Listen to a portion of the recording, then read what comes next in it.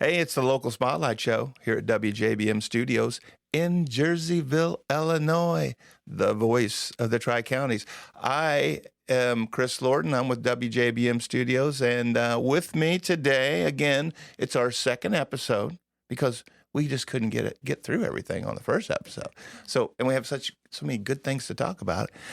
Beth Heinz, welcome back, Beth Heinz. Thank you so much. And just in case, there might be one or two people that never listened to the first episode. So just so they know, Beth is kind of self-made and retired at 47 and done very well financially. And now she's retired, has a family. They're grown. And she's into community service. She's into helping people in the community. Yes. And that's kind of where we left off on the last episode. So you have community projects going on. Yes. Okay. A lot. Now, when you first retired and you first got into your mind, did you know when you were retiring, when you were, you're thinking, okay, I'm going to be retiring here at, whatever date it was. Did you have a list of community ideas, projects? No, not a single one. The only goal I had in my mind was, maybe I'll be on some boards, of some community things. I had done some stuff with... Sounds kind of boring. Yeah. I was like, I had done some stuff with Boys and Girls Club before I retired and things like... I was like, I'll just maybe be on some boards for some companies and some nonprofits. That's really all I had in my mind. Mm-hmm. Yeah. And then, but then all of a sudden things start popping up. What happened? Yeah. How did you start getting these ideas to do things in the community, improve the community and your people? How did you get that? So, one of the things that I wanted to work on really is kind of a testament to my father-in-law who's passed. His name is Max Heinz, and him and his wife Janet Heinz, who's still here. They both were just pillars in the community. I felt like they were always very focused on not only making individuals feel good, but doing things for the community. And which community? Godfrey. Okay, Godfrey. Yes, the community of Godfrey. Both of them were educators in the Alton School District, principal, administration, and teachers. And so, and then even my own parents, same thing, very involved in community. So I knew I wanted to do something, wasn't quite sure. Max was a Godfrey man, and he was very involved with Park and Rec. And so he was on the board of Park and Recs and always trying to get things done out there at the park at Glazebrook. And so one of the things that I recall that he was working on before he passed was trying to open a dog park in the Glazebrook Park area. And for some reason it stalled. It just never got going. So that was one of the first things that I wanted to do in honor of him. So I went to the mayor and talked to him about it. And, they kind of told me some of the roadblocks that we'd have to get through to make that happen. But we made it happen. What's the roadblocks? Well, I think that there were some financial roadblocks that needed to be overcome. So I did add a little bit of support in that area. Okay. But, just other things. They had materials, but they weren't sure who was going to build it. They weren't 100% sure where it was going to be located. Right. Do we really need this? But what's the essence of a dog park? Because you know what? We could use a dog park here. Yeah, in Jersey. So what do you need for a dog park? Yeah. So it sounds pretty simple. It kind of is, but to me, it's like a basic amenity of any community where you want people outside meeting people and talking. So the dog's got to run. Dogs can't run today. They're on a chain or in a fence. If you don't, you can't run. And then also the people that own dogs are always great people, it seems, right? Yeah, and dog people. Great. Yeah. So you want to bring them together so that they can form community too. So it's basically a fenced-in area. They have a large dog and a small dog area, and then how big are the areas? Oh my gosh, the ones out at Glazebrook are bigger than any dog park I've ever seen, compared to the Edwardsville. Like an acre? I'm not really good with measurements. It's a big area. It's big compared to other fenced areas that I've seen. Okay. Yeah. So you need a pretty good sized piece of grass. But like I said, there's smaller ones. There's a cute little one in Edwardsville that's quite nice as well. But of course, the Godfrey one's the best. So since I was involved in that, do you have to have like a tall fence, like 5 feet? Yeah, Does that keep them in? I want to say it's a 5-foot fence. Yeah, and a shed or something so they can get... There's no shed in there now. They are going to be adding shade. And one of the other things that came out of it, so I was just sitting one day talking to my hairdresser, beautician, whatever you call them these days, my beauty queen, Liz Campbell at Brush in Godfrey. And so I was speaking to her, letting her know the dog park was open. And I just really wish that we could get some, play things inside of there, some little amenities for the dogs, agility structures, things like that. Right, yeah. And she said, oh, you know what? I wonder if like Lewis and Clark could maybe build some and help us, and, they could maybe donate them or something. So she called her dad, Dwight Wirtz, and he said, oh, yeah, let me talk to them out there. So their community education group ended up building a bunch of agility courses that are now inside of the dog park there. So now the dogs can go and they can run through tunnels and jump over these little things and hoops. And do people go in with their dogs? Yes. They do? Yes. You have to be in there with your dog. Oh, you do? Yep. And you have to sign up. It's a $10 annual membership fee. And the fee is really just... That's reasonable. It's super reasonable. And it's really just, you have to turn in your vaccinations and your spay or neuter. It's just holding people accountable that we've got all the dogs are going to be safe. So, and then in the dog park, they have some picnic tables and a little shade for people so they can sit down and watch the dogs and like a soda machine or something. There's no soda machine, but yeah, it's just a cute little space where people gather. And I started a Facebook group so that when, you go out there, it's no fun to go out there with just your dog. You want other people to come with their dogs so they can play. And so I started a Facebook group so people can connect and say, hey, I'm going to head to the dog park at 3:00. Does anyone want to join? And then people can go out there and talk to their other dog friends. Yeah. So small dog, large dog. Yep. Is there ever like dogs getting in dog fights or anything like that? I mean, does it happen at all? It hasn't happened there that I'm aware of. Okay, well that's good. But yeah, I mean, I guess that could be a problem if the owners aren't watching their dogs. So that's hopefully something that never happens. Yeah. Okay. Yeah. All right. You got the dog park going. Very good. Yeah. Good job. Yeah. Yeah. Maybe think about this for Jerseyville. We could use a dog park. Yeah, I can help you get a dog park going. Okay. All right. Great. Yeah. And then what else you got going on? So in addition to the dog park, now that that's up and running, I went to the city council meeting last week and talked to them about the possibility of moving forward with a rec center for Godfrey. They go, oh, here she comes. Yeah, that's going to cost us money. They said, yeah. So I did a bunch of research. I met with the park and rec director, and then I went around to like the Wood River Rec Center. I did some research online, looked into grants, different things. Again, always my strategy is always to think about what the roadblocks are. You've got this rec center imagined in your mind, what it's going to look like, right? And what's going to happen at this rec center? What are you going to do? There would be basketball, volleyball, pickleball, indoor track. This is not any of my decision. It was literally just me going and saying, hey, can we bring this back to the table and talk about it? And the mayor agreed. So we've formed a committee, and we're going to, meet some of the earlier stakeholders in this process because they've done a lot of back work. They've done some architectural drawings. They've, costed this out in the past. It was just, again, reigniting the flame, which is kind of what I did. I drop the match and then walk away, right? Right. But I'm on the committee, I'm helping, and, it's going to be a long process, but we're going to figure it out. Yeah, and it'll happen in time. Yeah, because you've already got it manifested in your mind, so it's going to happen. That's right. And I'm putting it out here on the radio. Like, I can't fail now, right? That's right. So that's a couple years. When do you expect this to happen? What are you thinking? 2 years? Oh my gosh, that would be a dream if it could happen in 2 years. 3 years? 4 Yeah. years, something like that. I mean, I want it to happen next week. I told some of the other committee members they're going to have to hold me back because I just assume everything is going to happen quickly, And I know these things take time. There's permits. We got to apply for grants. There's so much that has to be done. Jerseyville has the Susick Center, which is very nice. Okay. And maybe I should go meet with them and find out how they did it. Yeah, maybe. But my wife Brenda, who's never, she was never into athletics.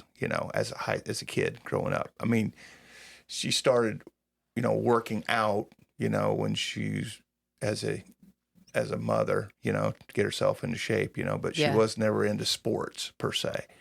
But now in her retired life, because she's retired, she's gotten into pickleball. Yes, they love it. Oh, yeah. And, Yeah. And like, they have a pickleball group, and they all play at the Susnik Center. We have outside courts, and we also have inside courts, at the Susnik.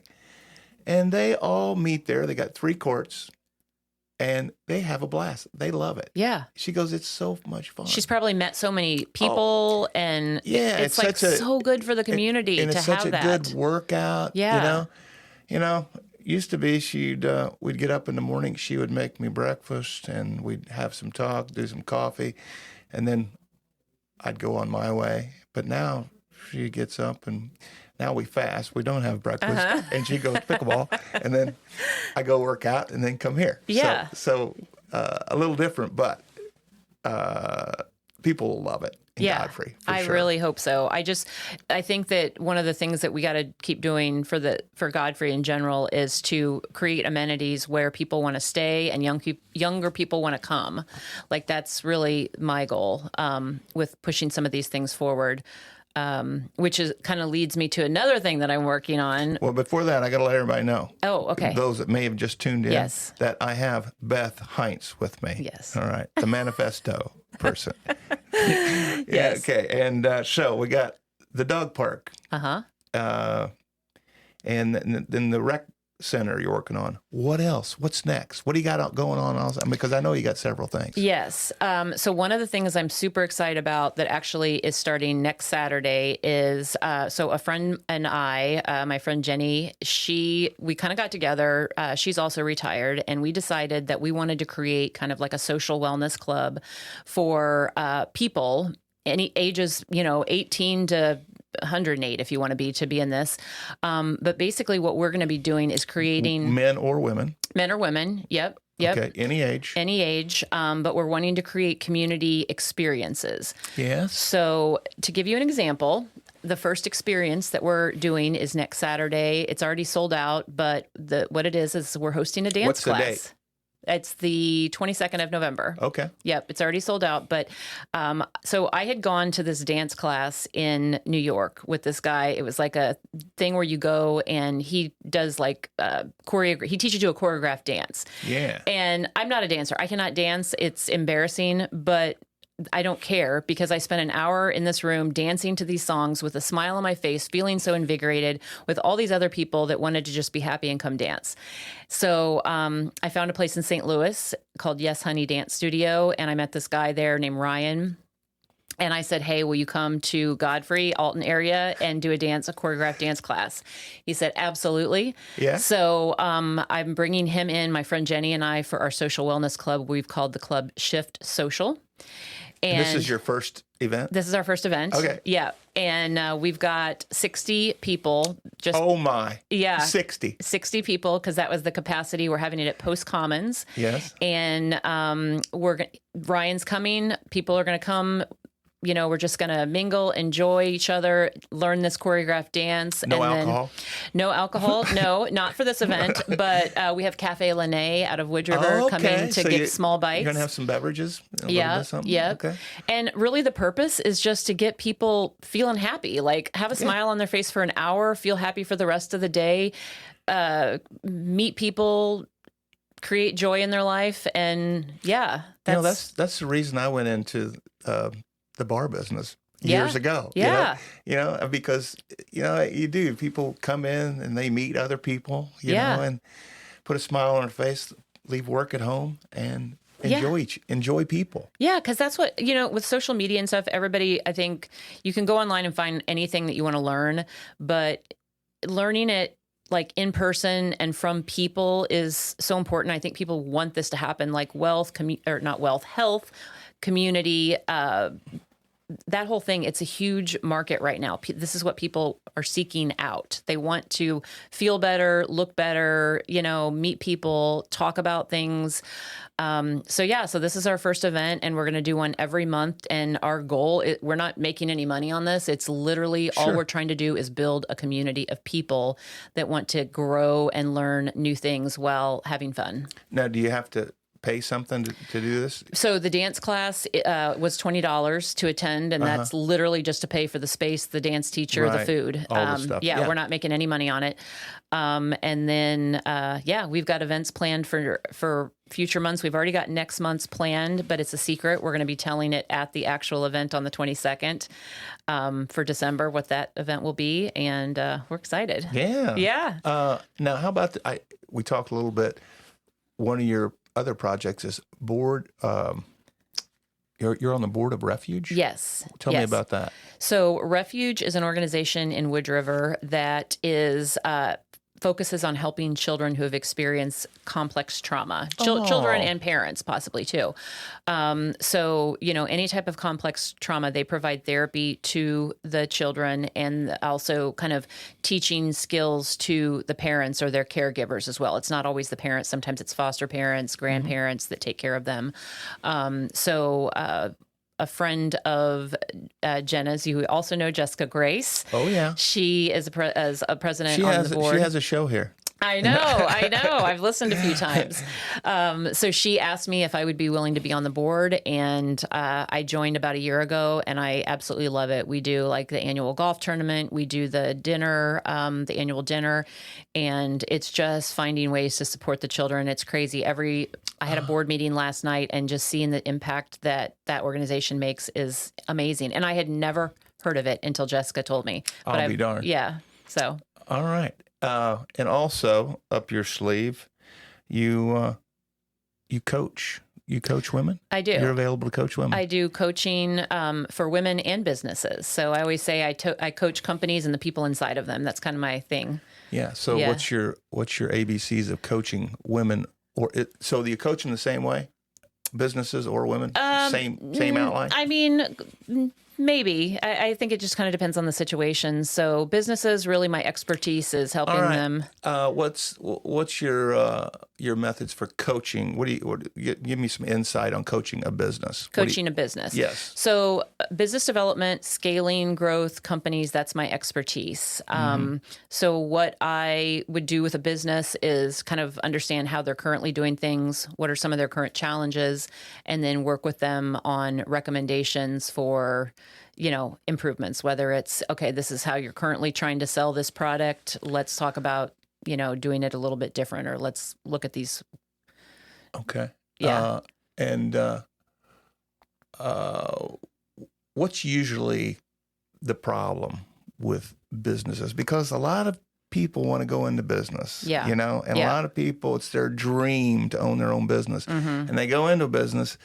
And then in a short time, they're going, oh, no, it wasn't what they thought it was going to be, and then, you're either successful or you're not successful. Maybe after a couple years or so, then you go, oh, I got to throw in the towel. What are some things that usually happen that people have a hard time with, why they're not successful in business? So small business probably is less of my area of expertise, but I think if you have a staff, I think one of the things that I've learned over the years is sometimes leadership is not paying attention to what the staff or the customers are saying. That's a problem that I've seen a lot. Oh, really? Yeah. So, could you continue to do the same thing over and over and get this and expect different results, right? Exactly. So I've seen that a lot, and sometimes having just an outside person communicate with the staff or, even the customer, like, what was your customer experience? Doing little things like that can really improve the way things are going. Okay.